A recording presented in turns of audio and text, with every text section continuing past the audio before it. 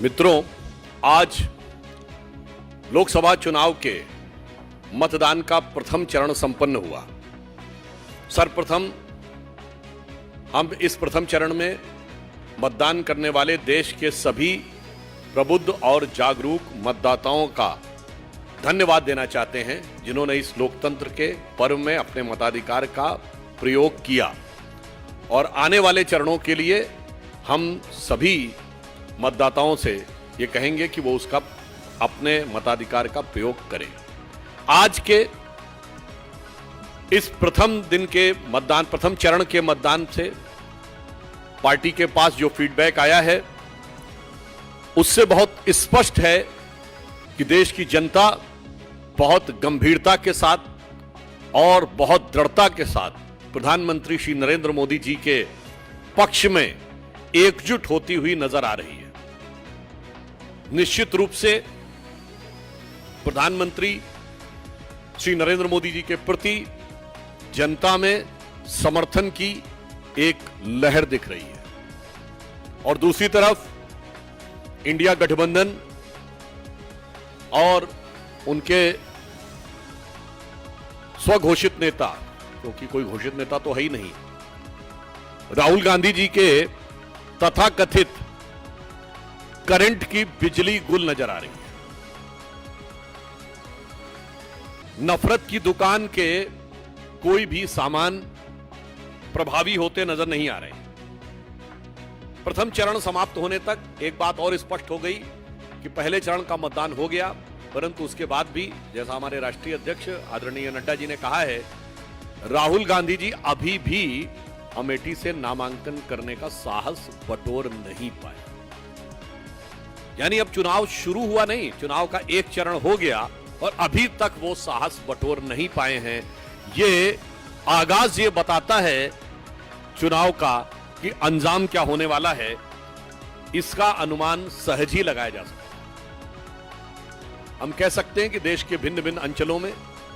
आज जिन 102 सीटों पे मतदान हुआ है, उसमें मतदान की जो मनोभाव दिखा है वो एक मजबूत, निर्णायक सरकार प्रधानमंत्री श्री नरेंद्र मोदी जी के नेतृत्व में देने के लिए बहुत दृढ़ता के साथ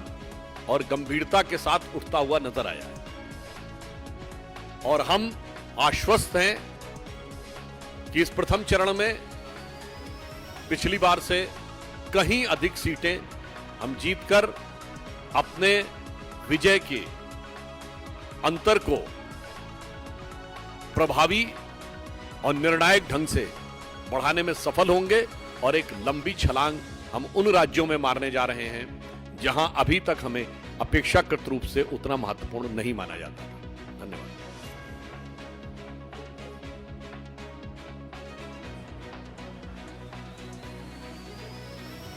मैंने बहुत स्पष्ट कर दिया कि हम इस बार एक लंबी छलांग लगाने जा रहे हैं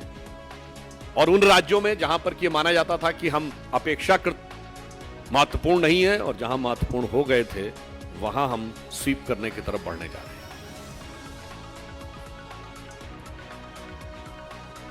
देखिए,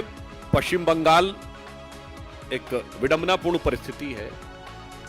कि एक दौर में कभी उत्तर प्रदेश और बिहार में चुनाव के दौरान जिस प्रकार की हिंसा होती थी, अब भारत के लगभग सभी राज्यों में वह हिंसा नियंत्रित हो गई है। सिर्फ पश्चिम बंगाल एक ऐसा राज्य है जहां अभी भी चुनावी हिंसा के समाचार आते रहते हैं। इस बार भी तृणमूल सरकार के लोगों की तरफ से पूरा प्रयास किया गया हिंसा करने का, चुनाव को बाधित करने का, परंतु फिर भी मुझे लगता है कि सुरक्षा बलों और चुनाव आयोग की सतर्कता के चलते हुए अपेक्षाकृत नियंत्रण बेहतर बना रहा। तो मैं ये मानता हूं कि वहां की जनता, जब सुरक्षित वातावरण का आभास निकला है, तो निश्चित रूप से उन्होंने बाहर निकलकर जो ये अधिक मतदान किया है, तो मैं मानता हूं कि ये प्रभावी रूप से कुछ कुछ वैसा संकेत देगा जैसा 2014 के चुनाव में उत्तर प्रदेश में देखा। तमिलनाडु में आप प्रतीक्षा करिए, मैंने कहा ना, इस बार हम लंबी छलांग लगाने जा रहे हैं। माननीय प्रधानमंत्री जी ने जितना तमिलनाडु के में समय दिया है और तमिलनाडु को जिस दिल से समय दिया है। मतदान हो गया है, इसके उपरांत भी मैं कहना चाहूंगा, फिर चाहे भारत मंडपम के समक्ष नटराज की मूर्ति स्थापित करना हो जो तंजावुर से प्राप्त होती है, चाहे हमने अपने मैनिफेस्टो में कहा है कि थिरुवल्लुवर कल्चरल सेंटर हम पूरे विश्व में स्थापित करेंगे, फिर कच्चा थीवू का विषय हो या मछुआरों को किसान के रूप में मान्यता देकर उन्हें आर्थिक लोन देने की व्यवस्था, अथवा नावों की